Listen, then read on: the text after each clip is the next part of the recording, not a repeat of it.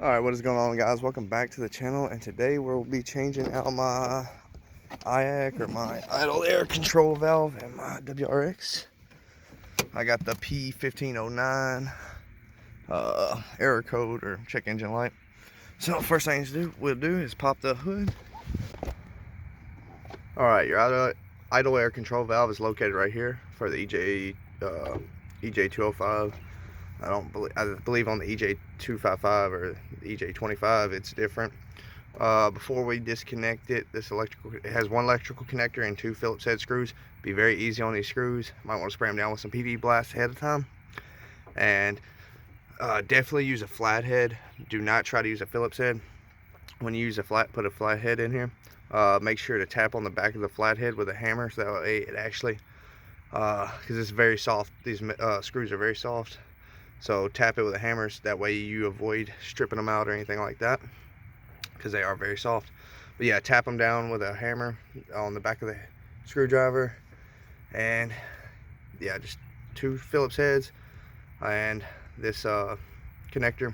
There is a coolant line that runs to it right here, so it will leak a little bit of coolant. But before we start disconnecting, we'll have to disconnect the battery and then come back. So yeah. Alright, now that we got our battery disconnected, we'll go ahead and disconnect the two Phillips heads, or take out the two Phillips head screws.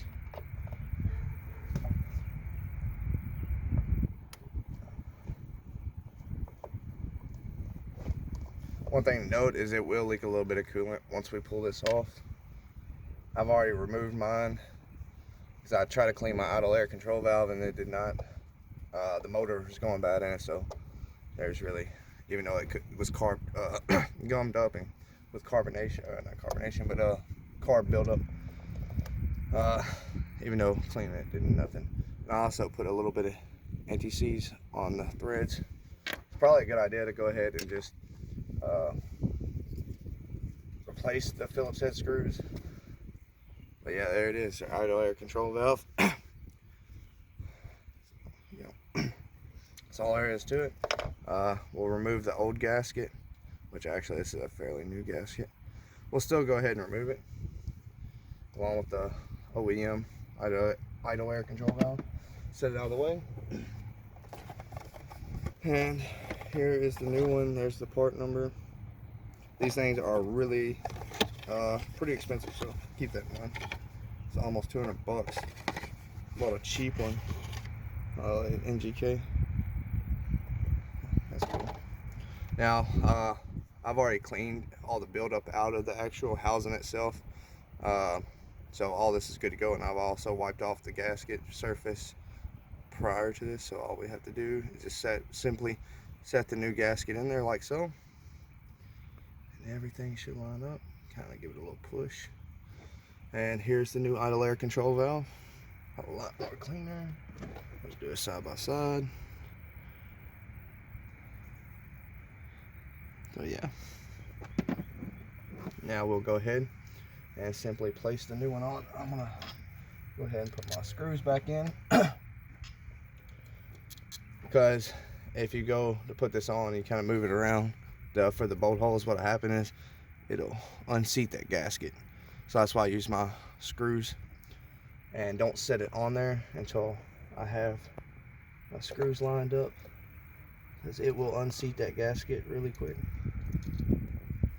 and you'll be doing this all over again. So as you can see, the housing, or the idle air control valve, is not touching the housing yet. Go ahead and get my screws started. Okay, so both of them are started. And go ahead and just set this, simply place that down. Kind of add a little bit of pressure onto the housing, nothing crazy. And I'll alternate between them. I won't just tighten one all the way down and then tighten the other. Kind of alternate, get this one finger tight, and then get this one kind of finger tight.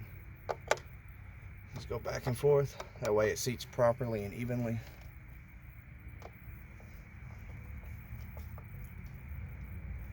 Remember, don't go crazy on these bolts, because these screws are really soft, made of a really soft metal, and the housing itself, I believe, is aluminum. Now all we have to do is reconnect this, which is a pain in the butt with these little clips, but all you gotta do to remove those is just pull up, get a flat head under there, and just pop them up. And when you go to put them back in, you just push them back in. Now that we got all that, push that in, and push these little holders back down, and everything is good to go. So yeah, that's all there is to it.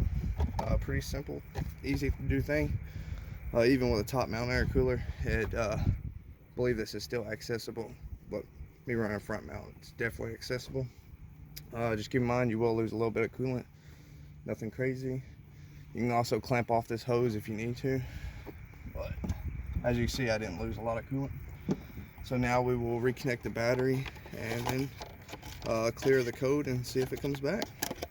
All right, guys, thanks for watching, and smash that like button to stay, and don't forget to subscribe, stay up to date with future content in regards to the WRX and the Crossfire or the SRT6. Thank you, guys.